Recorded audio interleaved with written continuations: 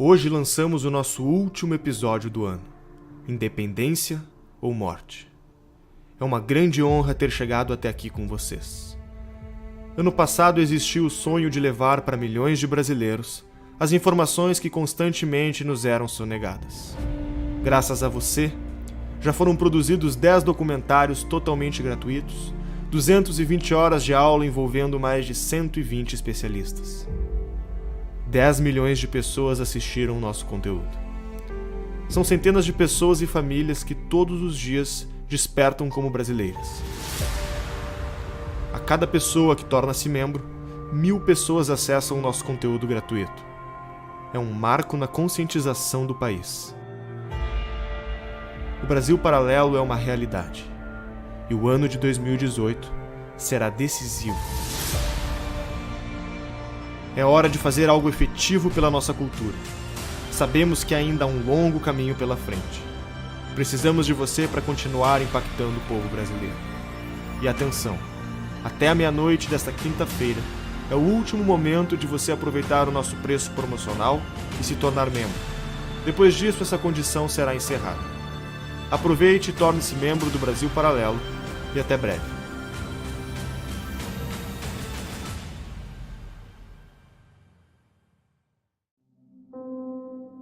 A verdadeira felicidade está na própria casa, entre as alegrias da família. O pequeno Pedro não vislumbrava dessa felicidade. Apesar de ser o filho do futuro rei de Portugal, naquele tempo tudo parecia distante. Odiado pela mãe, estimado pelo pai, mas vivendo sem o convívio de ambos, Pedro acabou por voltar-se para o seu irmão mais novo, Miguel. Seus pais moravam separados e em lugares diferentes. O contato com a família era raro. Pedro e seu irmão moravam num palácio com a avó, que sofria de doenças mentais. Os quartos e salas enormes, móveis antigos, janelas fechadas, a solidão e os gritos da avó ecoavam pelos corredores do extenso casarão. O pouco contato com as pessoas fez com que Pedro e Miguel desenvolvessem uma relação de amor e ódio um pelo outro. Compartilhavam a aparência, as feições e o temperamento impulsivo. Restando apenas Miguel para se relacionar, em meio à solidão e os surtos da avó, entre brigas e brincadeiras com o irmão, crescia o menino. Nos jardins do palácio, Pedro organizava pequenas tropas compostas por seus amigos e enfrentavam as tropas inimigas do irmão, sendo Pedro quase sempre o vencedor da brincadeira.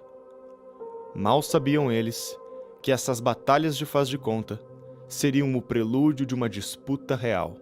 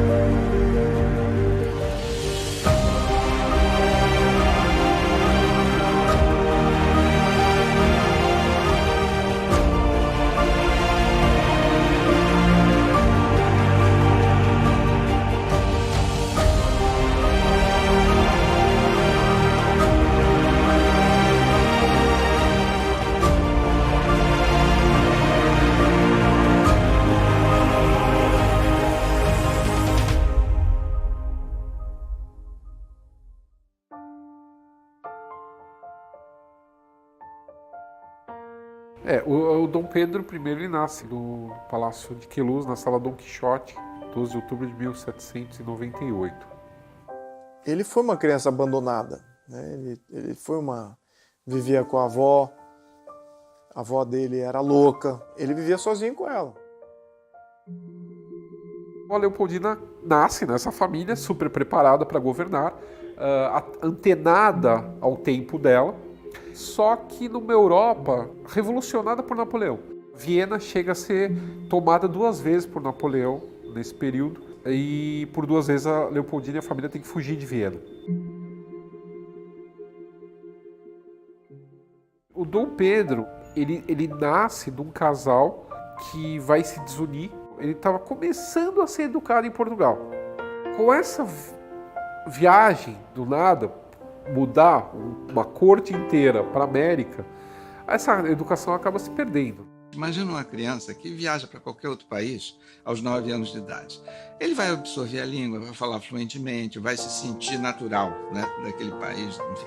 E foi o que aconteceu com Pedro I. A molecada de São Cristóvão ia para a rua, brincava com ele, então ele teve realmente uma ligação muito forte com o povo no Brasil, com a cidade, né, do Rio de Janeiro.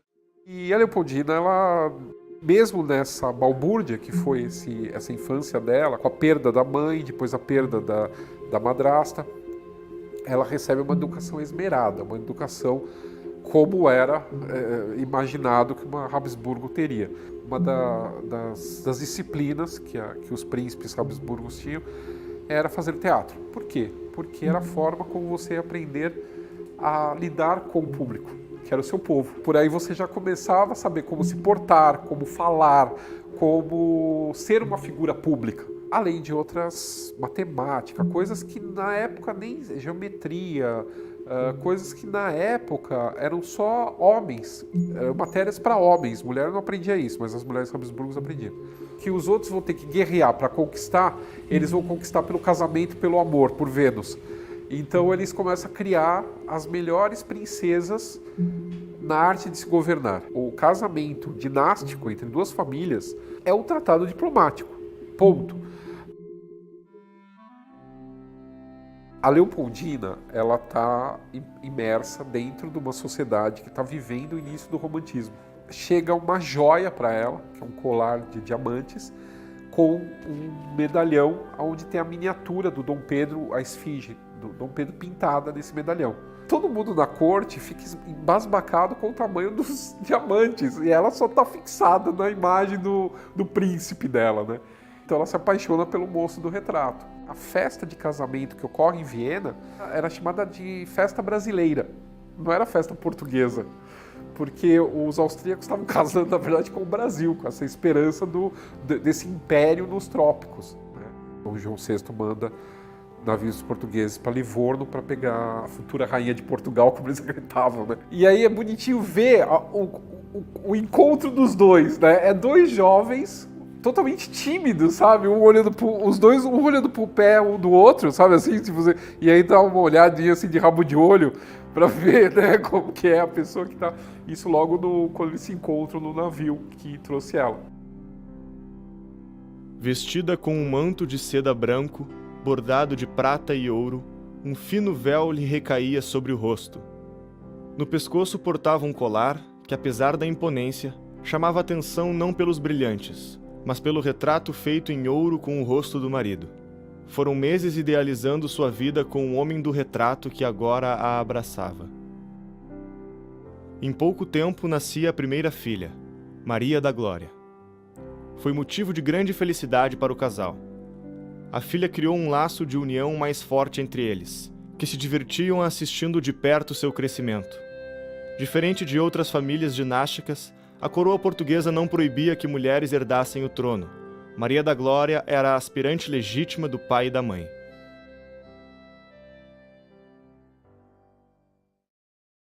Nem tudo eram sorrisos. A medicina ainda não avançada na época fez com que a princesa e Dom Pedro viessem a perder um filho bebê, e outro ainda em gestação. As mortes prematuras de 2 filhos seria o preâmbulo de um ano conturbado.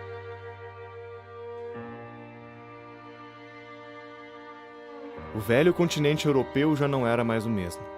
As guerras de Napoleão e as ideias da Revolução Francesa deixaram marcas profundas não só na geografia, mas também no imaginário popular.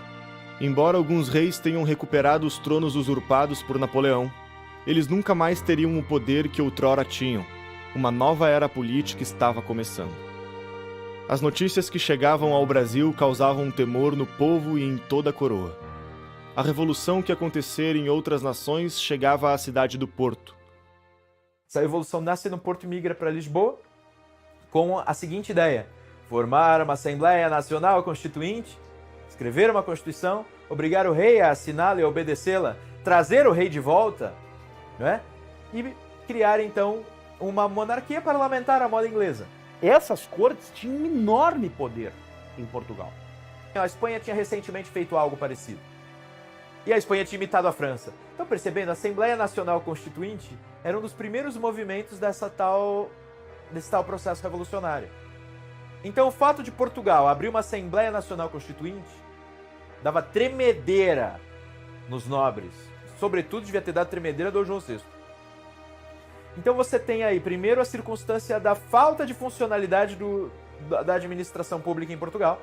Você tem a circunstância do Brasil como aquele que estava centralizando o comércio internacional, então Portugal empobrecendo, e você tem a circunstância de Portugal estar sendo governado, primeiro, por um rei no Atlântico, lá onde era a colônia, e ao mesmo tempo por um administrador inglês, a Inglaterra se metendo. Os revoltosos tomaram as cortes, exigiam que a coroa retornasse e que o Brasil retrocedesse ao status de colônia. Dom João VI enfrentava mais uma vez duas opções amargas e excludentes. Teria que decidir por ficar no Brasil ou voltar para Portugal. E a Leopoldina desesperada nessa brincadeira toda. Tanto que ela pensa em fretar um navio escondido e fugir para Portugal se o Pedro for mandado para Portugal. Percebendo o impasse da família real, tropas portuguesas que estavam no Brasil exigiram que o rei aceitasse a Constituição que seria imposta. Dom Pedro, em um de seus atos de bravura, toma as rédeas da situação, envia soldados e suprime a confusão estabelecida pelos revoltosos.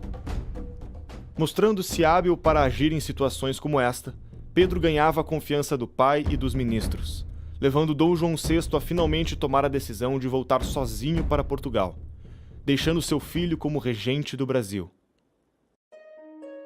Antes de partir, teve uma conversa a sós com seu filho Pedro, e lhe deu o conselho que marcava a vida dele para sempre. E Dom João teria dito o seguinte para o Dom Pedro: se for para perder o Brasil, que seja para ti e não para esses aventureiros. O Dom João VI, na verdade, era muito esperto. Também tinha uma articulação dinástica por detrás disso, onde o Dom João VI consegue manter a coroa tanto do Brasil quanto de Portugal dentro da família de Bragança. Antes da melancólica partida, Dom João VI convocou eleições para eleger juntas governamentais nas principais províncias. Era uma maneira de ajudar o Reino do Brasil a manter a autonomia política perante a Revolução das Cortes. Foi por aclamação que um homem chegava à vice-presidência do governo de São Paulo, José Bonifácio de Andrade Silva. Um brasileiro de formação acadêmica ímpar, fluente em diversas línguas, aquele que viu a Revolução Francesa acontecer diante de seus olhos. Aquele que lutou com arma em punho contra o exército revolucionário francês, agora estava de volta ao Brasil para mudar a história de uma nação para sempre. Enquanto a maioria das juntas governamentais recém-formadas eram seduzidas pela pressão das cortes portuguesas, o governo de São Paulo com José Bonifácio foi o primeiro a reconhecer a autoridade de Dom Pedro como príncipe regente. Tal feito chamou a atenção do príncipe, que escreveu para o seu pai a respeito do homem que reputava ter garantido a tranquilidade da província de São Paulo. Foi no primeiro dia do ano de 1822 que Dom Pedro recebeu o manifesto escrito por Bonifácio e subscrito por toda a junta paulista. Bonifácio alertava na carta que o governo português visava impor um sistema de escravidão ao Brasil, e completou dizendo que os paulistas estavam prontos a derramar a última gota do seu sangue e a sacrificar todas as suas posses para não perder o adorado príncipe. Ele diz: nós estamos vendo que o Brasil, as pessoas estão pegando em armas, estamos tendo problemas, já sabemos o que aconteceu na Revolução. Trouxe a história lá para eles. É de uma janela, você tá entendendo?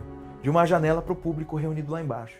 E ele conta essa história e diz: não é melhor para São Paulo manter, mostrando lealdade ao nosso rei, né? Não tivemos problemas com eles, e nós mesmos temos que nos reorganizar, etc. Ele faz um discurso. Todo mundo aplaude. Dom Pedro viu valor na carta, e comovido pela súplica de um homem que estimava muito mesmo antes de conhecê-lo pessoalmente, mandou publicá-la nos jornais. Após a carta de Bonifácio, houve uma mobilização geral da sociedade civil para que Dom Pedro permanecesse no Brasil. Cartazes eram espalhados pelo Rio de Janeiro, alertando os perigos da Revolução em Portugal. Os ânimos se acirravam, brigas e embates de portugueses e brasileiros eram frequentes. O povo brasileiro havia expressado sua vontade, desobediência às cortes. As cortes queriam que não houvesse mais um Estado centralizado no Brasil, que todas as províncias brasileiras respondessem diretamente para Lisboa e que os tribunais brasileiros fossem fechados. Você imagina, você tem um processo aqui, você tem que mandar esse processo para ser analisado por um juiz em Lisboa que não vai ter a menor ideia do que está acontecendo direito naquele lugar. E o povo que ia se livrar desses caras. Os brasileiros não estão mais suportando os portugueses nesse momento. E os portugueses não suportavam mais os brasileiros. Havia quebra-quebra na rua. Então você tem aí gerado todo um conflito entre brasileiros e portugueses. Choviam pedidos dos mais diversos lugares. Abaixo-assinados de diferentes estados insistiam para que o príncipe regente permanecesse. Resguardado pelo apoio político de Bonifácio, em alinhado com a vontade dos brasileiros, apenas a aprovação de uma pessoa ainda faltava para Dom Pedro. A Leopoldina já estava com a visão muito mais adiante. Ela via que se cumprisse o que as cortes queriam de eles pegarem o próximo navio e voltarem para Portugal, as coisas aqui no Brasil iam desandar de tal forma que provavelmente isso tudo teria virado a mesma coisa que virou as colônias espanholas na América. As províncias teriam cada uma feito a própria independência e virado países dependentes totalmente dos exércitos, totalmente militarizados, e uma brigando com a outra o tempo todo. Então isso tudo não servia mais para o Brasil, que já estava sentindo esse gosto de ser um Estado administrativamente independente desde a época do Dom João. Então, e ela vendo isso, ela já começa essa articulação para não sair daqui. Tanto José Bonifácio quanto Leopoldina desejavam a permanência de Pedro no Brasil. Ambos acreditavam que, se caso o príncipe voltasse para Lisboa, o país não seria capaz de resistir ao furor revolucionário. O extenso território não suportaria a vacância do governo central em 1822. O Brasil ainda era suscetível a movimentos rebeldes e independentistas, que mergulhariam o reino em um caos político e social, assim como aconteceu nos territórios vizinhos da América Espanhola. Se houver uma revolução no Brasil, o Brasil se esfarela, se divide, para ver como tinham sido os vizinhos dos países hispânicos. Qual vai ser, na mente de Bonifácio? Daí a gente começa a interpretar o que ele achava da Revolução Francesa. Na cabeça dele, se deixasse ocorrer o rio de sangue, o que ia acontecer na cabeça dele? Iam vir uns malucos que iam governar, o rio de sangue ia aumentar, ia ficar ainda mais caudaloso, ia dar tudo errado, o Brasil ia se quebrar em pequenas republiquetas que mal iam se governar a si mesmas. Você percebe pelos escritos do Bonifácio. Precisamos evitar que o Brasil tome o rumo da América Espanhola e da Revolução Francesa. Tá claro o que ele pensa. Acabou. O que ele pensa da Revolução Francesa? Uns anarquistas loucos, carbonários, sanguinários, tá entendendo? O que ele pensa das revoluções da América Espanhola? Revoluções mal encaminhadas, que fizeram com que um grande território, um poderoso território, se quebrasse em pequenas republiquetas. As ameaças a Dom Pedro vindas das cortes eram frequentes, e o príncipe oscilava entre as escolhas. A questão se tornou irremediável quando as cortes dissolvem o governo e ordenam mais uma vez a volta do regente. Daí, o José Bonifácio, no momento em que o Dom Pedro tinha sido praticamente ameaçado pelas cortes a voltar e ele diz eu vou, o José Bonifácio lhe escreve uma carta, muito mal criada, na qual ele diz que se você tem honra de homem e de príncipe, deve ficar. Se não ficar, você vai ser o responsável pelo rio de sangue que vai correr aqui. Ao mesmo tempo, a Leopoldina, nesse momento, ela diz o seguinte, eu não posso ir, eu tô grávida. E ela estava grávida de novo. Então você percebe assim, Bonifácio e Leopoldina entrosados mesmo antes de se conhecer. E ao mesmo tempo, a população. Porque o Bonifácio manda essa carta e depois ele vai pessoalmente, com o irmão dele, uma comitiva paulista, levar a Dom Pedro um abaixo-assinado de São Paulo.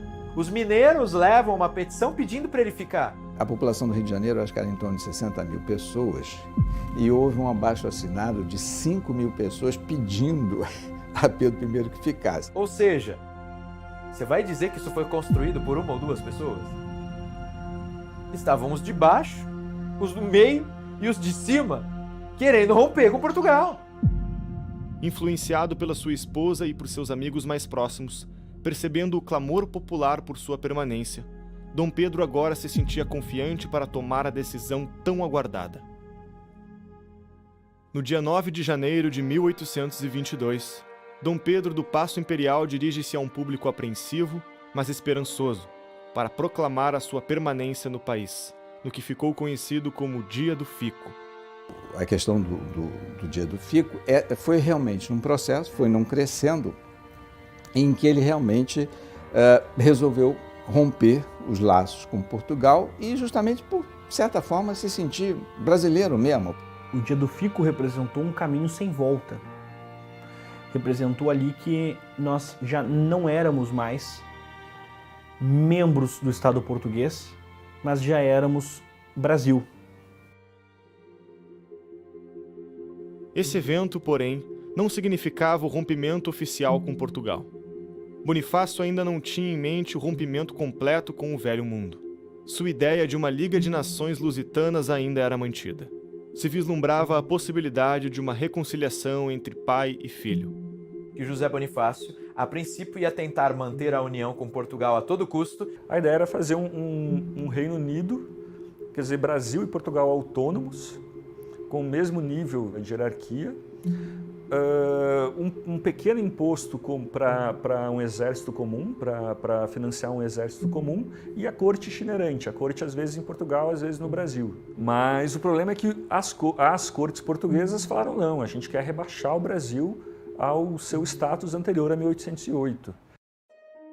Do outro lado do Atlântico, os portugueses não viam a reconciliação com bons olhos. A vontade das cortes de subjugar o Brasil era irreprimível. E depois, quando ele percebe que as cortes de Lisboa são ridículas, insustentáveis, são pessoas despreparadas tentando criar um país novo, ele cria a ideia de estabelecer um império no Brasil. Ou seja, como se fosse uma quebra. Poucos dias após o pronunciamento de Dom Pedro comunicando que permaneceria no Brasil, o tenente-general Jorge de Aviles acreditava na fragilidade do príncipe novato e organizava suas tropas para dar um golpe e assumir o governo brasileiro. O general português já havia tentado um golpe anteriormente, mas após uma negociação com Dom Pedro, havia dado uma trégua para o príncipe. Dessa vez, Pedro deixaria de lado a conversa e as negociações. Era hora de agir. Amotinando-se na Praia Grande, em Niterói, Aviles e suas tropas se fortificaram em um local estratégico. Percebendo a gravidade do ato, Pedro reage enviando tropas do exército e civis armados para combater Aviles. Com mais uma vitória do príncipe, o general português e seus homens são expulsos do Brasil definitivamente. O conflito fortalece em Pedro a ideia de que precisava de aliados para manter a estabilidade política. José Bonifácio já havia se mostrado de grande valor por ter estabilizado São Paulo e mostrado seu apoio à coroa. Dom Pedro não perde tempo e o elege para o cargo ministerial mais importante. Bonifácio assumiria a Secretaria de Estado dos Negócios do Império e Estrangeiros, se tornando o primeiro brasileiro nascido em nosso solo a ocupar um cargo ministerial. Por quê? Porque naquele momento os ministros portugueses estavam tendo briga com o Dom Pedro e eles estavam ameaçando pedir demissão, estavam brigando e tal. O Dom Pedro já mandou todo mundo embora e ele contrata o José Bonifácio. Você agora é o ministro. Então José Bonifácio, antes da independência do Brasil, já era o ministro principal do Dom Pedro e ele foi o primeiro brasileiro a ganhar um cargo tão alto. Porém, quem daria tal notícia ao velho sábio não seria o príncipe. A instabilidade fez com que Leopoldina decidisse se refugiar na fazenda de Santa Cruz. Ela tinha saído por causa do perigo. Tava tendo passeata o tempo todo e briga de rua, tá entendendo? Apesar de Leopoldina e Bonifácio compartilharem os mesmos ideais, eles ainda não se conheciam pessoalmente. Vocês sabem como é que ele encontra Leopoldina pela primeira vez? Ele tá indo levar as assinaturas dos paulistas para o Dom Pedro e ela estava instalada numa fazenda distante da capital. Quando ela vai ao encontro deles, ela os saúda e ao mesmo tempo ela percebe que o José Bonifácio está ali, ela já tinha ouvido falar nele, afinal ele tinha mandado a carta do Fico antecipadamente. E ela o cumprimenta e ele começa a falar, e eles começam a conversar em francês, pelo que consta. talvez ela tenha começado a falar com ele em francês. Por quê? Porque ela sabia que ele passou um tempão na França. E depois eles mudam para alemão, porque provavelmente ele passou para o alemão percebendo o seguinte, não precisa ser em francês, pode ser em alemão. E ela teria ficado felicíssima de conversar com ele em alemão. Quando eles se encontram com uma princesa culta, que está percebendo o que Portugal está fazendo, vai saudá-los a cavalo grávida. E faz questão de dizer para eles, eu tô com vocês, acredito no que vocês acreditam. Então assim, eles ficam encantados com ela. A princesa causou comoção ao relatar o que pensava dos acontecimentos recentes e pela maneira carinhosa que falava. Arrancou lágrimas de Bonifácio e de sua comitiva. Foi nesse encontro que Leopoldina informou que o seu marido havia escolhido Bonifácio como seu mais novo ministro e que receberia a informação assim que encontrasse Pedro no Rio de Janeiro. Ele nega a princípio. Ele diz que não quer. É preciso que o Dom Pedro encha a paciência dele, que a Leopoldina peça a ele. Aí ele aceita o cara. E ela só diz uma coisa, que é o que foi registrada. Eu nunca tive uma impressão tão forte, tão arrebatadora quanto a que eu tive ao conversar com aquele José Bonifácio. Ela percebe um gigante ali, tá entendendo?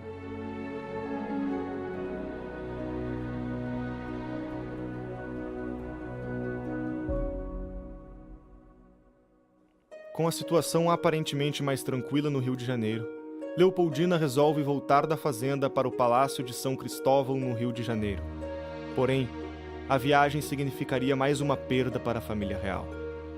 A vida na fazenda não era a mesma da capital do Império. As condições precárias da viagem e o calor escaldante mataram o ainda bebê, Dom João Carlos. Em cartas enviadas para seus pais, Leopoldina e Pedro culpariam os revoltosos portugueses pela morte do filho, dizendo que se não houvesse tanto tumulto e brigas, não haveria motivos para a viagem. As notícias da capital do Império demoraram para percorrer o extenso território brasileiro. Apesar da aclamação dos cariocas, o príncipe regente não sabia se receberia o apoio do resto do país para sua permanência no Brasil. Agora ministro, Bonifácio recomendou ao príncipe fortalecer os laços com a província e buscar apoio para sua causa. Ou seja, o projeto do José Bonifácio de manter Dom Pedro aqui para criar para manter o Império do Brasil como sucessor do tal Império Português é o que está prosperando. Rio de Janeiro havia se declarado fiel ao príncipe e às suas decisões. Dom Pedro e sua comitiva partem então para Minas Gerais. Em Minas estava tendo um problema ali, porque existiam os fiéis, os leais a Lisboa, mas ele foi até lá, conquistou o povo, porque ele fazia de tudo, discursava nas sociedades secretas, bebia com o povão, visitava as mulheres, pegava as mulheres dos nobres, enfim, ele corrompia a estrutura portuguesa que já havia e colocava todo mundo do lado dele. Foi um grande sucesso, ele foi aclamado, jogado pra cima, era um molecão, né? Imagina, 24 anos, tu é o príncipe, andando por lá, o cara foi ver de tudo. Antes de seguir em viagem, Dom Pedro deveria nomear um substituto para ocupar a regência. Então decretou que sua esposa, a princesa Leopoldina, governaria em seu lugar. Era a primeira vez na história que uma mulher comandava o país. A rigor, né? A primeira chefe de Estado do Brasil foi a Leopoldina, mulher dele. É uma coisa que vale a pena a gente relembrar, porque também está meio no baú das coisas esquecidas. Em meados de agosto de 1822, seguiu para São Paulo, onde parte da junta governamental decidiu apoiar as decisões que vinham das cortes portuguesas. Em São Paulo, eles tiveram um problema, expulsam o irmão de José Bonifácio do governo provisório, porque ele tinha assumido o governo da província. O irmão de José Bonifácio era carrasco nas contas públicas. E ele pegou alguns desvios de verbas públicas. E ele denunciou e mandou os caras, né, serem perseguidos. E aí fizeram todo um movimento contra ele e o retiraram do cargo. Só que, enfim, ele era o irmão do ministro do reino e do estrangeiro, certo? Do ministro ligado a Dom Pedro. Sabe o que acontece? O Dom Pedro demite todo mundo da província de São Paulo e, ao mesmo tempo, chama o irmão do José Bonifácio para integrar o governo central. E o irmão do José Bonifácio se transforma numa espécie de ministro da Fazenda da época. Então você tem dois dos Andradas fazendo parte do governo. Era necessário fazer o mesmo que havia sido feito na província mineira, garantir a paz e a soberania do Brasil. Dom Pedro ganhava apoio da população rural e fazendeiros saudavam o príncipe e sua comitiva por onde estes passavam.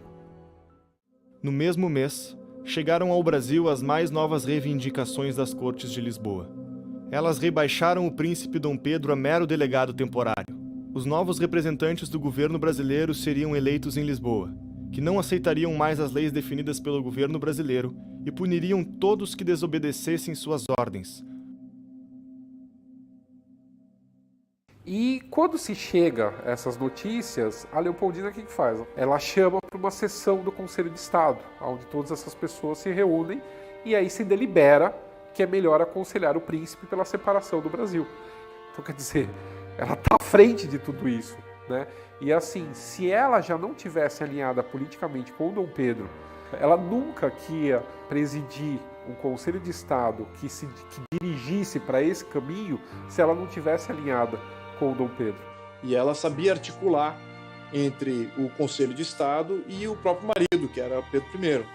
Então ela era uma mulher muito sagaz e ela via que o melhor para esse contexto era de fato a independência, né, para o Brasil. Ela já estava casada com esse intento há muito tempo, ao passo que Pedro I talvez não, né, ele ainda estava dosando aí algumas decisões. José Bonifácio concluiu na reunião do Conselho que havia esgotado as possibilidades de conciliação com Portugal. O Brasil fizera o possível para contornar a situação, mas as relações haviam chegado em um ponto irremediável. O destino do Brasil clamava por um rompimento com a coroa portuguesa. Em seguida, enviou um mensageiro para entregar a Pedro a carta que informava sobre a decisão arquitetada por Bonifácio e Leopoldina no Conselho. Quem assinou a ata da reunião do Conselho de Estado que decidiu a independência foi Dona Leopoldina. E Dom Pedro apenas recebeu a confirmação, que ratificou o ato de sua esposa. E ele recebe cartas, né?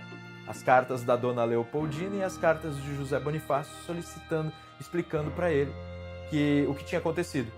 Então a Dona Leopoldina diz para ele, olha, parece-me que é o momento, eles não estão para conversa, tá chegando aqui homens, estão chegando muitos homens, eles querem te levar à força, etc, etc. É hora. A emblemática carta de Bonifácio também chegaria a Dom Pedro no fatídico dia.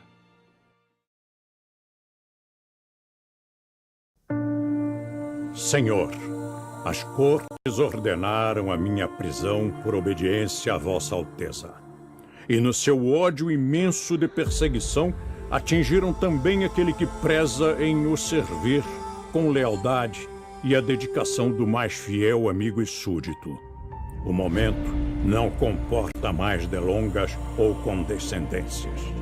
A revolução já está preparada para o dia de sua partida. Se parte, temos a revolução no Brasil contra Portugal. E Portugal atualmente não tem recursos para subjugar um levante que é preparado ocultamente, para não dizer quase visivelmente. Se fica, tem Vossa Alteza contra si o povo de Portugal, a vingança das cortes, e direi até a deserdação, que dizem já estar combinada.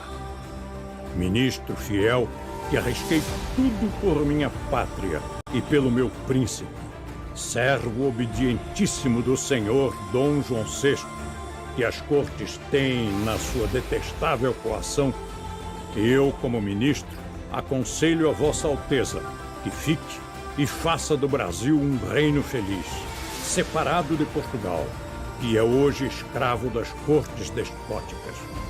Senhor, ninguém mais que sua esposa deseja a sua felicidade.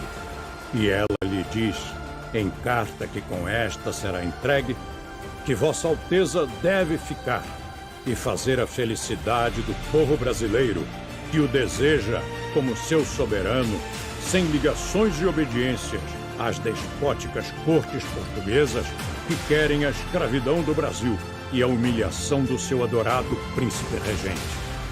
Fique, é o que todos pedem ao magnânimo príncipe que é Vossa Alteza, para o orgulho e felicidade do Brasil.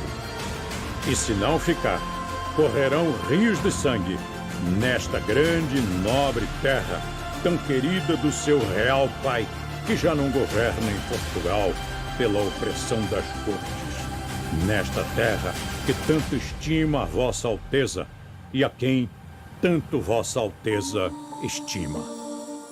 Arrancando a braçadeira azul e branca que simbolizava Portugal, Pedro atirou-a no chão dizendo: "Tirem suas braçadeiras, soldados. Viva a independência, a liberdade e a separação do Brasil." O príncipe ergueu a espada, no que foi seguido pelos militares. Os paisanos tiraram o chapéu e Dom Pedro disse: "Pelo meu sangue, pela minha honra, pelo meu Deus, juro fazer a liberdade do Brasil." Brasileiros, a nossa divisa de hoje em diante será: independência ou morte.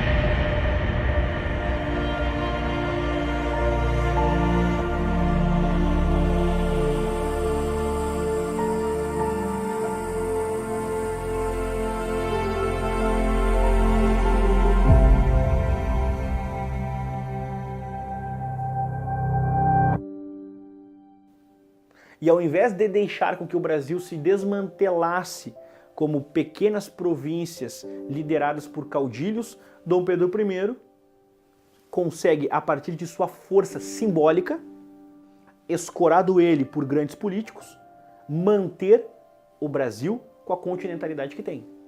Eu vejo, inclusive, como uma medida acertada de Dom Pedro I, como um êxito, não só dele, mas de homens como, por exemplo, Bonifácio, de mulheres como, por exemplo, a própria Leopoldina. A independência do Brasil é mais similar à independência dos Estados Unidos, da América, e não às independências, os movimentos independentistas da África, por exemplo, na década dos anos 60. Ou seja, não foi o invasor que invadiu, conquistou os brasileiros e aí eles se revoltaram contra o invasor. Os portugueses que conquistaram vieram para cá, aí alguns deles se revoltaram contra a Madre-Pátria. Aí teve uma cisão, foi exatamente o que aconteceu nos Estados Unidos, só que lá é explicitamente chamado de secessão. Nossa independência foi muito mais uma emancipação de um filho que se tornara maior, aliás, muito maior que o pai, do que guerras fratricidas, como foram nossos vizinhos hispano-americanos.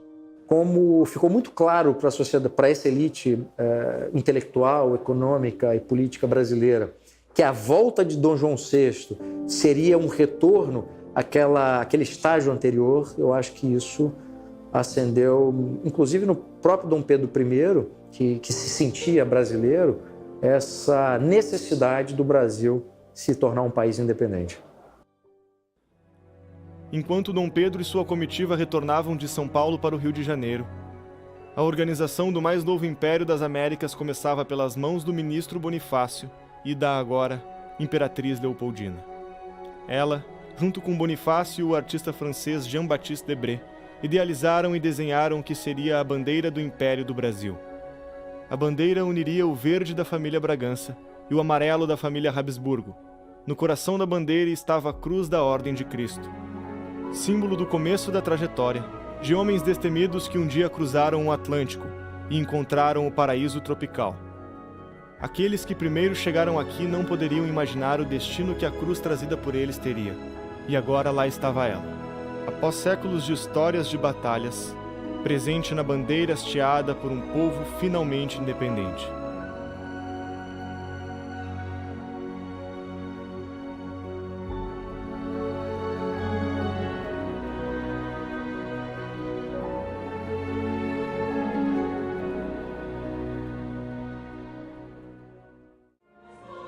Estudioso e amante da música, Pedro deixaria mais uma de suas marcas na história, fazendo um arranjo para a letra de uma poesia prestigiada pela corte, compõe um hino do Império do Brasil. No dia em que Dom Pedro completara 24 anos, o povo saiu às ruas do Rio de Janeiro para aclamar o seu imperador. Uma exuberante passeata seguida de uma grande festa eclodiram na cidade. Poucos meses depois, a cerimônia de coroação aconteceria na Capela Imperial. Vestido de tons de verde e amarelo, o imperador recebia sua coroa. Por graça de Deus e unânime aclamação dos povos, Sua Majestade Imperial Dom Pedro I, imperador constitucional e defensor perpétuo do Brasil. Por que resolveram aclamar o Pedro I? Essa que é a questão. E é aí que eu vou resgatar um princípio de ciência política que a gente desobedece como país sistematicamente. Chama-se legitimidade. Ele quis a independência. A independência foi feita por ele. Ele era o poder legítimo, só ele tinha a legitimidade de ser o imperador. Todos viam, sem ele, o que aconteceria? Portugal ia imediatamente reconquistar o Brasil. Notem a importância de aclamar um rei naquele momento. O risco era a própria independência. Então, para todos aqueles que aclamaram o Pedro I, eles entendiam a dinâmica política da coisa. Embora relativamente pacífica se comparada com outros processos emancipatórios, a independência do Brasil não foi, de forma alguma, um processo indolor. Houve revoltas organizadas por insatisfeitos com a decisão de Dom Pedro I de declarar a independência. Teve batalhas de independência. Então, houve batalhas para assegurar o território nacional. Tem portugueses espalhados pelo território nacional. E muitas dessas se rebelaram imediatamente contra o intento da independência. Então, houve muita revolta muito conflito com isso. E houve uma guerra tremenda na Bahia. Você sabe que teve até heroísmo, né? Maria Quitéria foi uma mulher heróica, padres pegando em armas, lutando por aquilo. Dom Pedro e José Bonifácio tiveram de rapidamente comprar armamentos e organizar tropas nacionais. A Marinha Brasileira, na altura da independência, contava com poucos navios, grande parte oriundos da vinda da família real em 1808 e em péssimo estado de conservação. Os marinheiros disponíveis, em sua maioria, eram portugueses. Seria preciso contratar mercenários estrangeiros. Era imprescindível para a independência que a Marinha Brasileira fosse capaz de afastar a frota portuguesa, que bloqueava os portos do norte do país e impedia a comunicação entre as províncias. E aí o José Bonifácio organiza, né? Ele pega um ex-general do Napoleão, o Labatut, e coloca para comandar as forças por terra e chama também um grande batalhador dos mares, um pirata, que é o Cochrane, e nomeia para vencer, para fazer as lutas por mar. E ele deu prioridade às lutas por mar porque ele disse: se a gente vencer as lutas do mar e impedir que os soldados cheguem, a gente não deixa as cidades serem devastadas e não deixa a população sofrer com a guerra. Então foi muito inteligente, ele falou: priorize a guerra do mar. Daí que ele é considerado um homem tão importante para a Marinha do Brasil, né? Os fundadores da Marinha do Brasil. Então aí ele equipa demais a Marinha era a prioridade, mas vence as batalhas em terra também. Então foi sobretudo na Bahia, na região de hoje a gente tem Piauí, Maranhão, que teve a maior parte das lutas. As batalhas de Genipapó, de Pirajá, de Itaparica e o cerco de Montevidéu são alguns dos diversos confrontos sangrentos entre patriotas e portugueses, que jamais devem ser esquecidos. Porque o Brasil só encerrou o processo em 25, com aquele general Madeira, lá na Bahia, que pouca gente sabe que morreram ali quase 5.000 pessoas. Considerando que o Brasil naquela época tinha 4 milhões de pessoas, pouco menos de 4 milhões de pessoas, é um número bem expressivo. É bastante gente. A independência brasileira foi forjada com o sangue desses guerreiros. O sonho de José Bonifácio parecia estar finalmente alcançado. A preservação da unidade do território nacional estava garantida. Os problemas agora se dariam internamente. A organização do governo não seria uma tarefa fácil. Interesses escusos dariam as cartas nesse momento e acabariam por colocar Bonifácio e Dom Pedro um contra o outro. O Dom Pedro, ele conhece a Marquesa de Santos em agosto de 22 em São Paulo. No final de 22, ela vai mandar uma carta para ele falando que está grávida dela. E ele vai chamar ela para a corte. Ela vai chegar no começo de 23, primeiro semestre de 23. No começo é tudo escondido. Só que de 24 em diante, no final de 24 em diante, o negócio começa a ser aberto. Então, a partir do momento que era escondido, ela não tinha o peso político que depois ela ia vir a ter. E pelas cartas você viu uma grande ternura entre eles. Acontece que o Dom Pedro, de fato, ele tinha esse hábito de, digamos assim, pular cerca. E com a Domitila não foi uma simples traição de momento. Parece que naquele instante ele se apega a ela, tá? Ela já era casada, né? Ele, pra acalmar o marido, fica dando título, entendeu? E quando ele implanta uma amante desse molde no Brasil, ele acaba dando um peso político a essa amante. Acaba tendo duas cortes, acaba tendo a oficial e a paralela, aonde fazia-se negócio em ambas. Bonifácio, como figura paterna de Dom Pedro, assiste de perto a má influência que a amante Domitila exercia sobre o imperador. Tentou aconselhá-lo diversas vezes a desistir do relacionamento, mas Dom Pedro, cego pela paixão mordaz, se voltava contra aquele que o ajudara a conquistar a tão aguerrida independência. A vida pessoal de Dom Pedro começava a interferir na estabilidade do império. E ele marcava reuniões, Dom Pedro sumia, ele tava não sei onde, ele tava dormindo, ele não aparecia, e ele começou a ficar nervoso, tá entendendo? E ele começou a brigar com o Dom Pedro, e o Dom Pedro começou a ficar contra ele, dizendo: você quer mandar no meu lugar, quer tomar uma... Era a ideia que a Domitila punha na cabeça dele. Aí ele pede: você tá falando isso? Então, demissão. Ele pede demissão e sai. O Dom Pedro tem a cara de pau de mandar uma carta pro Bonifácio: quem eu nomeio pro lugar que eu não sei? Vocês acreditam? E aí o Bonifácio dá uns, olha, pode ser esse, pode ser aquele não. E dá a dica ainda, né? Aí a Leopoldina fala: você tá louco, Pedro, chama esse cara de volta. Dom Pedro vai lá, ajoelha, tá entendendo? Olha só. Pede pra: por favor, eu não sei o que fazer, preciso de você. Aí ele volta: então agora vai ser do meu jeito? Aí ele vai. E o Brasil se tornou independente e não tinha uma ordenação jurídica. É claro que o imperador pensou: a primeira coisa da qual nós precisamos é uma Constituição. Então você tem, nesse momento do Primeiro Império, alguns desafios. Então o primeiro desafio era montar o governo. O governo é estabelecido. José Bonifácio, de 1822 a 1823, ele redige pelo menos uns 200 documentos oficiais, certo? Que o Dom Pedro vai assinando enquanto José Bonifácio escreve. Porque uma coisa era fazer a independência, a outra era organizar o império.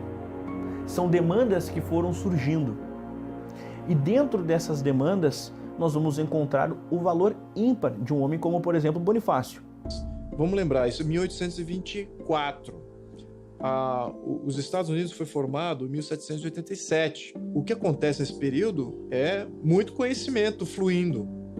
E José Bonifácio, então, tem o benefício de ter tido a experiência norte-americana, também a francesa. Então ele tinha já o benefício das duas experiências, qual que dá certo, qual que não dá certo, etc. Então os debates fluíam, estamos falando aí de muito tempo. Ele era uma pessoa muito erudita. E daí surge uma discussão sobre a Assembleia Constituinte, aparece o mesmo medo. José Bonifácio e Leopoldina não querem abrir a Assembleia Constituinte porque pensam que vai surgir de novo um ímpeto revolucionário, e ela dizia: Dom Pedro, ele está muito estimulado, muito louco pelas novas ideias, e as novas ideias não são tão boas e podem até acabar conosco. O fato é que ele abre a Assembleia Nacional, a Assembleia Constituinte, e não dá tão errado assim. Ele faz uma besteira muito grande que José Bonifácio se revolta absurdamente. O grupo maçom dá para ele folhas em branco para ele assinar: nós vamos redigir a Constituição aqui.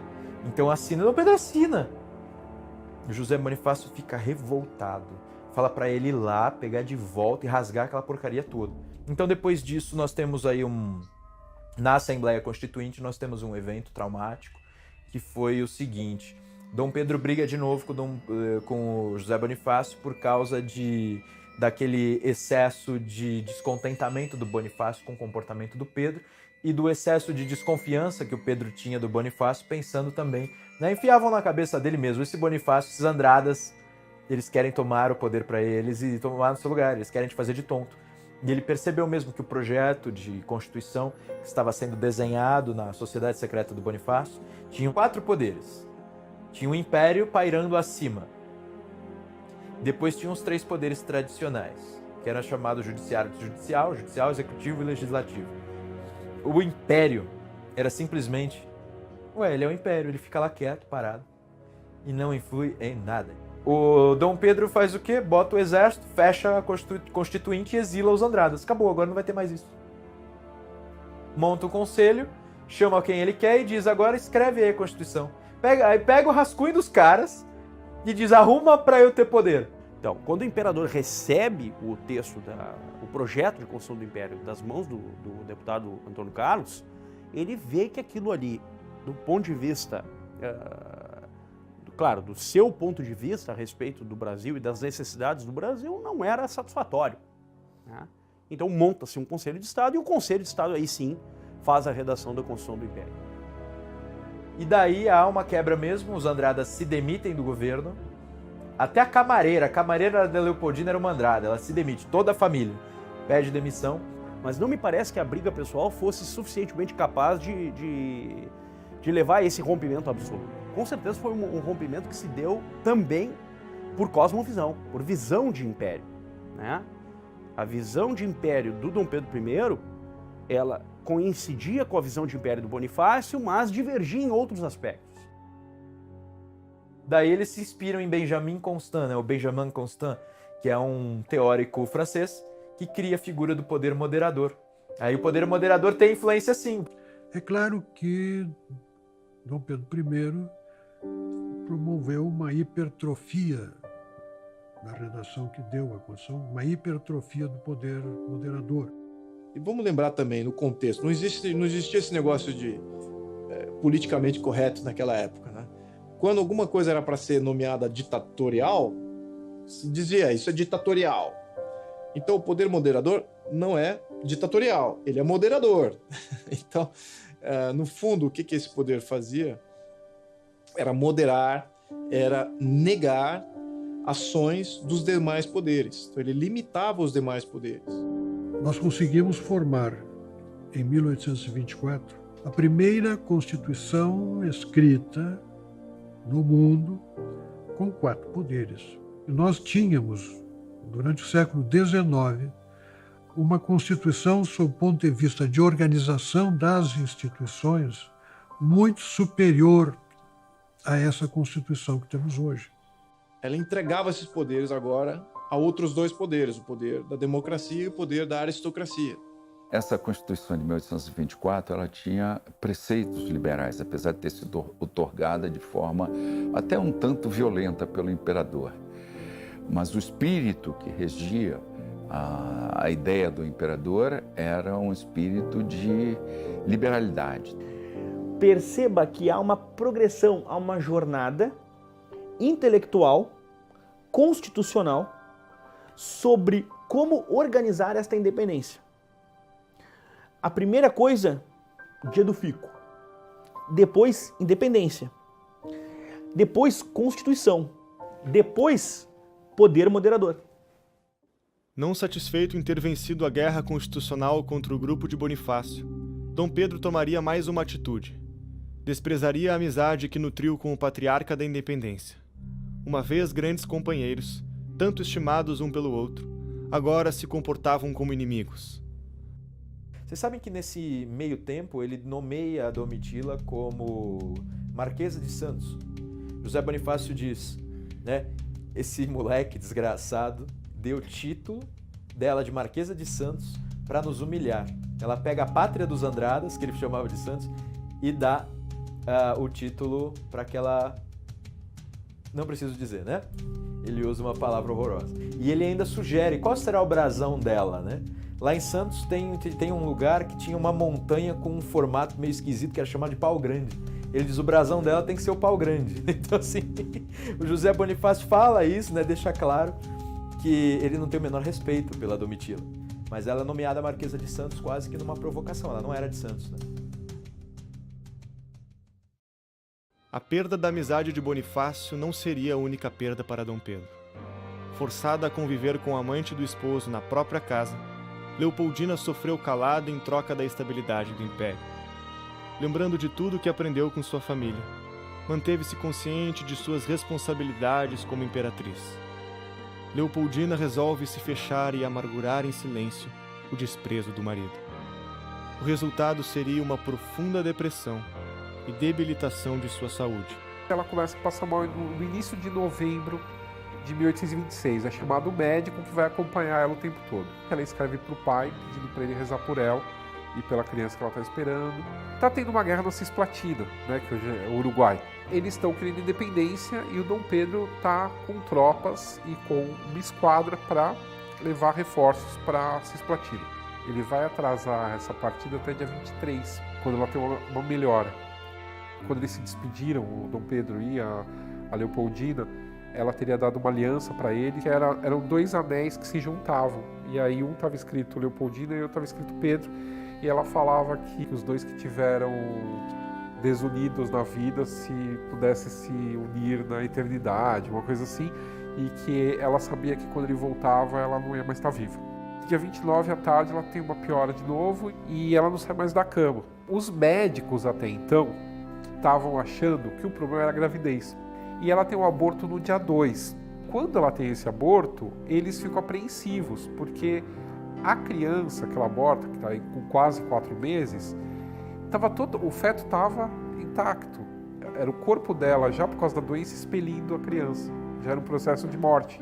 E aí ela falece em 11 de dezembro de 1826, às 10h15, 10h30 da manhã, ela morre. Para que você tenha uma ideia, todas as catedrais do país tinham um monumento a ela, como se ela tivesse sido sepultada em cada uma delas.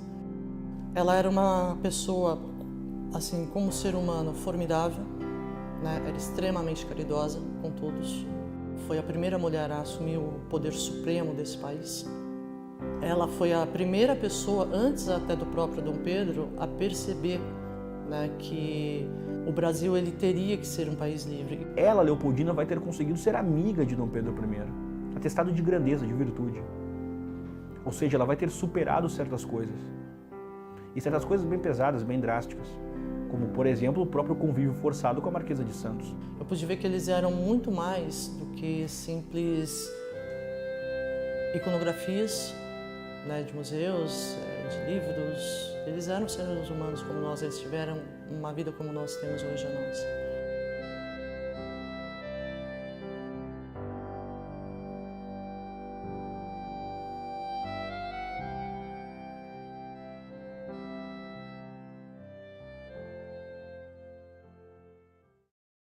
A popularidade de Dom Pedro estava deteriorada.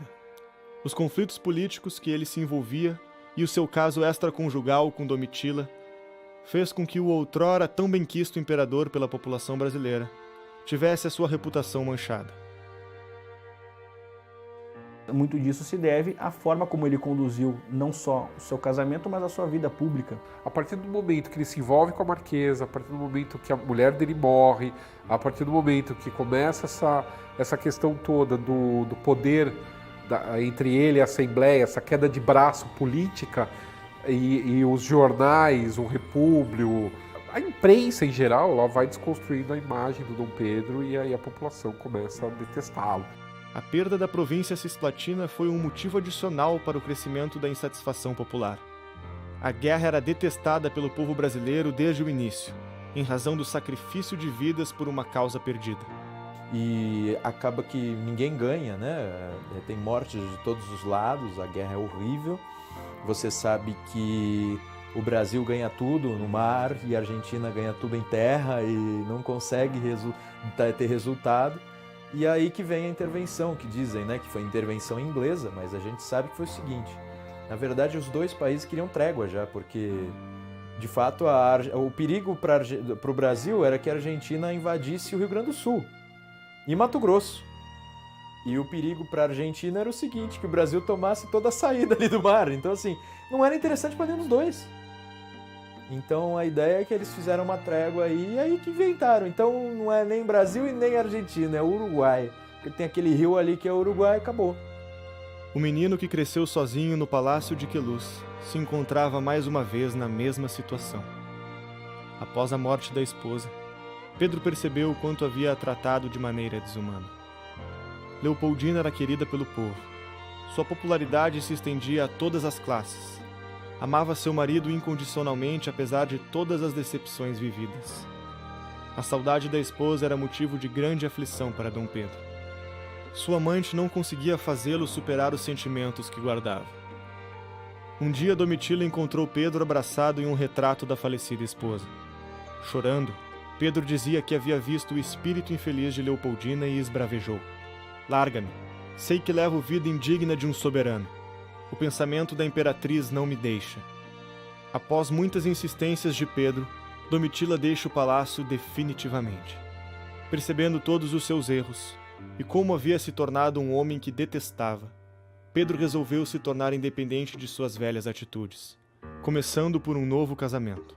Seus desvios amorosos repercutiram na Europa. Ao enviar emissário para o velho continente a fim de encontrar uma nova esposa, Pedro se frustrou ao receber notícias recusando seu pedido devido à sua má reputação. No dia 15 de outubro de 1829, chegava ao Rio de Janeiro a fragata na qual a nova imperatriz brasileira estava. Amélia de Leuchtenberg, nascida em Milão, impressionou ao esposo por sua beleza e cuidado com os filhos, que agora tomava conta. Um homem novo, amadurecido com as decisões que tomara na vida, Dom Pedro havia mudado seu comportamento. Uma vez promíscuo, agora a fidelidade com relação à nova esposa se mostrava resiliente, trazendo a normalidade de volta à vida pessoal do imperador. O Brasil estava independente e Dom João VI não podia mais contar com seu filho como sucessor do trono português. Dom João falece por causas misteriosas, restando a Pedro abdicar do trono em favor de sua filha mais velha, que estava a caminho de Portugal. Mas o irmão de Pedro, Miguel, tinha outros planos para o governo português. Acaba não dando nada disso certo, o Dom Miguel dá um golpe de Estado em Portugal, essa filha que estava indo, a Maria II que estava indo para Portugal, acaba sendo desviada para a Inglaterra e da Inglaterra volta para o Brasil. Quando ela volta para o Brasil, vem um monte de português junto, tudo exilado pelo golpe de Estado do Dom Miguel. Aí começa a ter duas cortes no Rio de Janeiro, a corte brasileira e a corte da rainha, a Maria II, com todos esses portugueses em volta. O povo do Rio de Janeiro começa a achar que vai virar de novo colônia de Portugal o negócio. Com a corte portuguesa instalada no Brasil após o golpe de Miguel, a animosidade entre portugueses e brasileiros mais uma vez resultou em violentos conflitos. No Rio de Janeiro, faziam festividades para homenagear Dom Pedro, quando brasileiros atacaram os portugueses, quebrando vidraças e luminárias. Os portugueses reagiram jogando pedras e garrafas.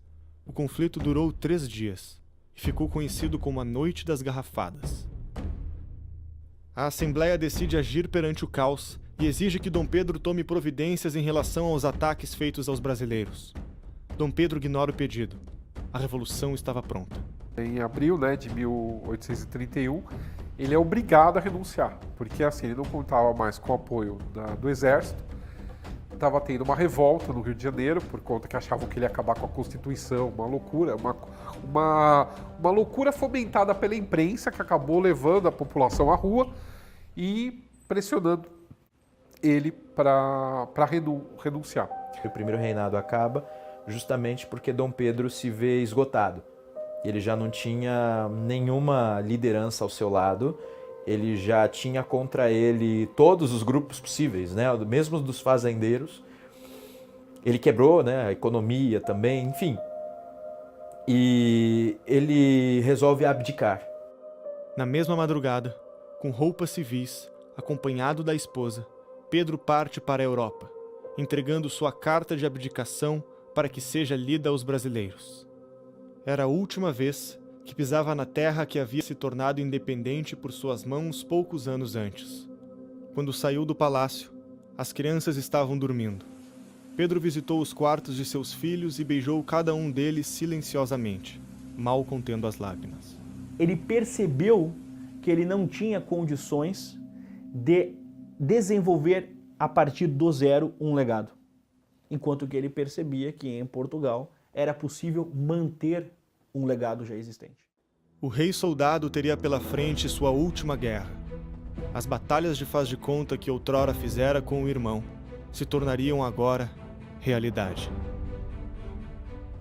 Protagonizando a mais longa e sangrenta guerra civil da história de Portugal, os portugueses que queriam uma constituição e liberdade viam esperanças em Dom Pedro, contra Miguel, o irmão absolutista.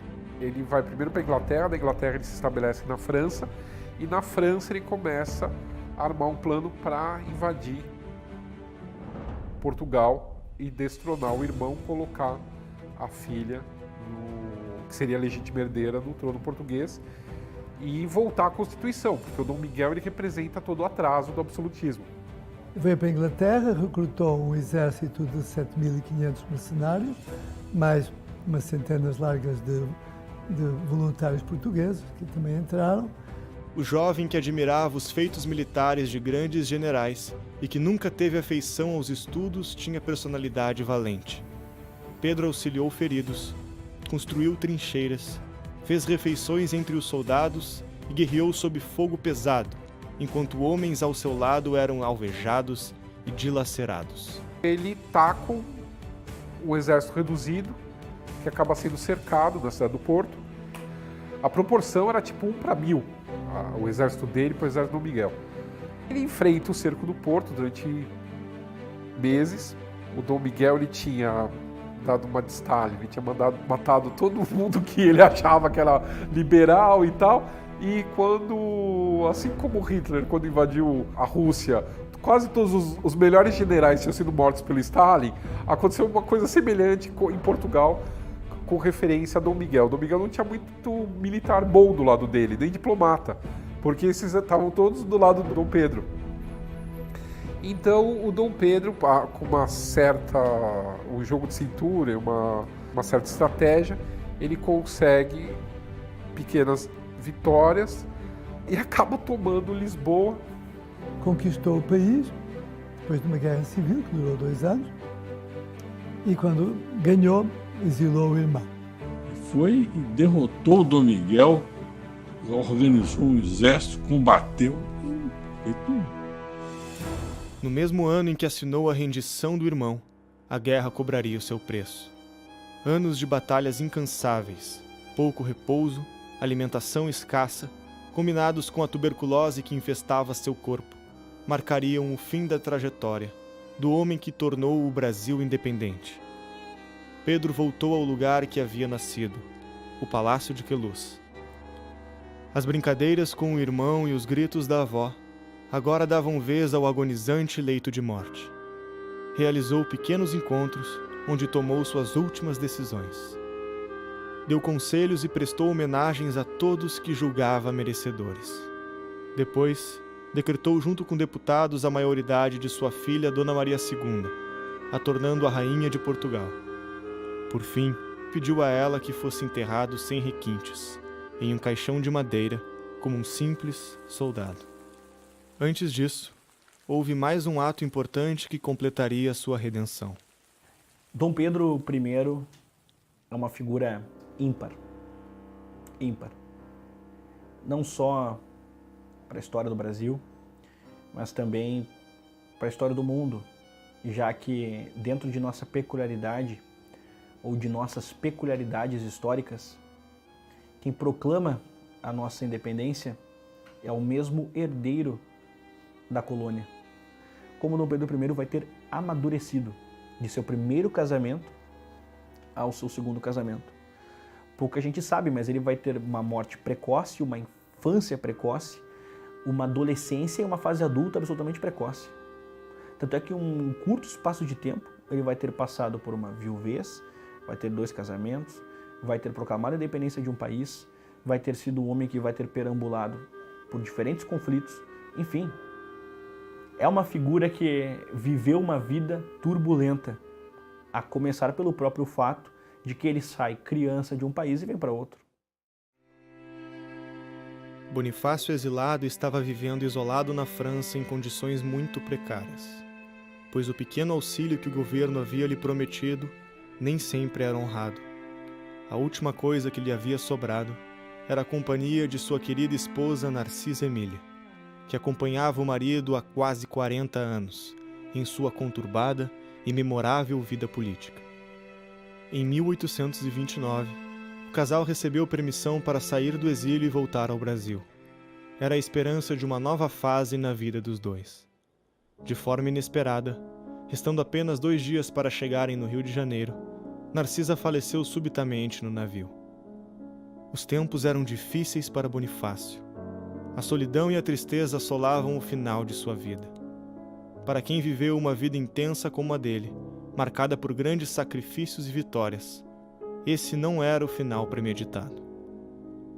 Pedro conhecia a dificuldade de ser imperador e acreditava que seu filho precisaria estar imbuído de valores que seriam os alicerces para se governar: honra, patriotismo e saber.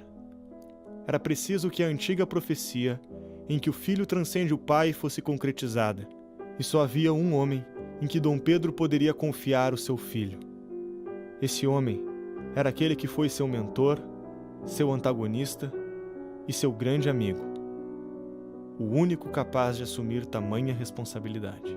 E o Dom Pedro escreve uma carta que parece uma carta um tanto comovente, né, de restabelecimento de amizade, que ele diz que não conhece nenhum cidadão mais honrado e nenhum mais patriota e mais sábio do que José Bonifácio, e que ele nunca encontraria paz, né, e tranquilidade de alma se José Bonifácio negasse o último pedido que ele tinha para um velho amigo, que era o de que ele fosse o tutor do Pedro, do Pedrinho, Pedro II. Senhor, a carta de Vossa Majestade veio servir como um pequeno lenitivo ao meu aflito coração, pois vejo que, apesar de tudo, Vossa Majestade ainda confia na minha honra e pequenos talentos para cuidar da tutoria e educação do seu augusto filho, o Senhor Dom Pedro II. Confie em mim, que nunca enganei a ninguém e nunca soube desamar a quem uma vez amei. Iguais votos de felicidade encaminha aos seus o meu sincero coração pelo soberano que foi da minha escolha e pelo meu amigo. Beijo as mãos de Vossa Majestade. José Bonifácio de Andrada e Silva.